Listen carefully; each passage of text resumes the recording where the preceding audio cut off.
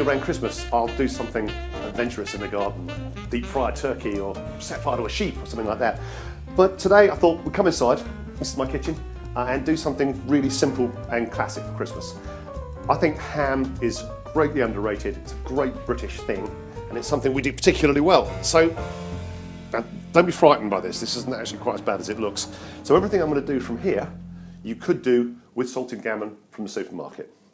However, what I've done here is actually cured my own. This has been brining for 6 days in the fridge.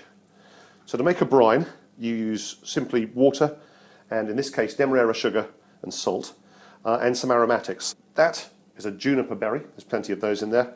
There's also some bay leaves and some mustard seed. So you bring all that to the boil without the ham being in it. Then let it go cool, then put the ham in the cold liquid, put a weight on top of it and put it in the fridge. Now the process we're going to go through is we're going to poach the meat slowly. That's just bring it just underneath the boil and poach it in some aromatics.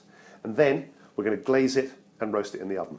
So the first thing we need is some aromatics, really easy traditional English ones. Some carrots, some nice leeks, an onion.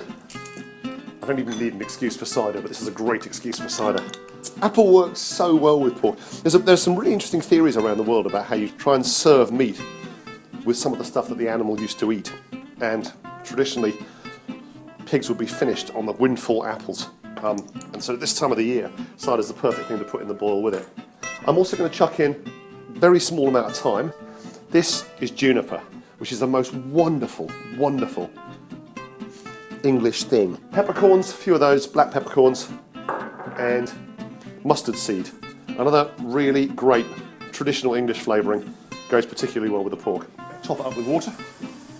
You've got to try and keep this just a tiny bit below the simmer for 4 to 5 hours. And all you're trying to do is just let it cook through really, really, really slowly, really gently. Okay, so 4 hours later, we're back in the kitchen. The ham has poached all the way through at a decent low temperature, and you put the lid on and let it get cool in its own liquid. And looks a little bit like that. That is a thing of beauty and a joy forever. Okay, so the outside is the skin, the rind. You should be able to detach the rind from the fat reasonably cleanly. Oh, I don't think I've actually ever had one that's done this one quite so neatly. What we're going to do is cross-hatch the fat across the top. Just start in one direction or another. Let your knife run through the fat so it opens, cut in it. Don't go any further through than the fat, don't go into the meat. At this stage, the very traditional thing to do would be to get some cloves and stick a clove in at each one of these cross intersections.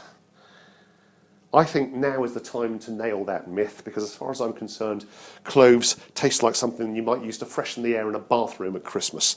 The two ingredients you need are mustard powder and you want honey. Try not to disturb any of those little cubes of fat. Little cubes of fat are one of the things I live for, and I wouldn't want to waste any. Personally, I think with a really good bit of pork, and this is free range, and it would really be a shame to chuck too much spicing at it, so just keep it simple. So the oven is cranked to absolutely full. It's at 220 on fan, so it really is steamingly hot in there. What I'm going to do is open the door, pop it in, and pretty much immediately all that hot air is going to start to caramelise and crisp up the edges of the fat cubes and the sugary toffee stuff on the outside of that. So here goes.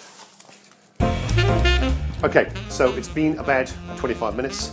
I've looked at it once or twice, I've checked it, I've turned it around, it's getting too brown on one side and not brown enough on the other. There you go.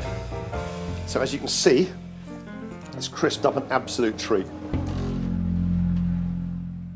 So I'll take a bit off the front face there like that first, and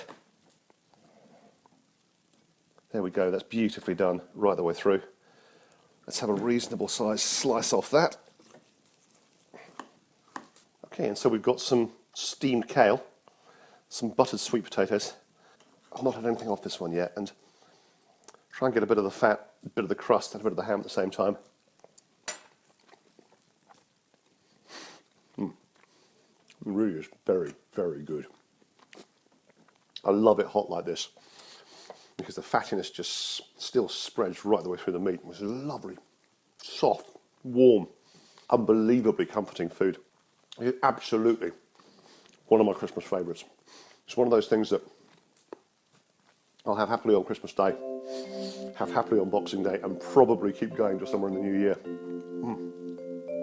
Cheers and Merry Christmas.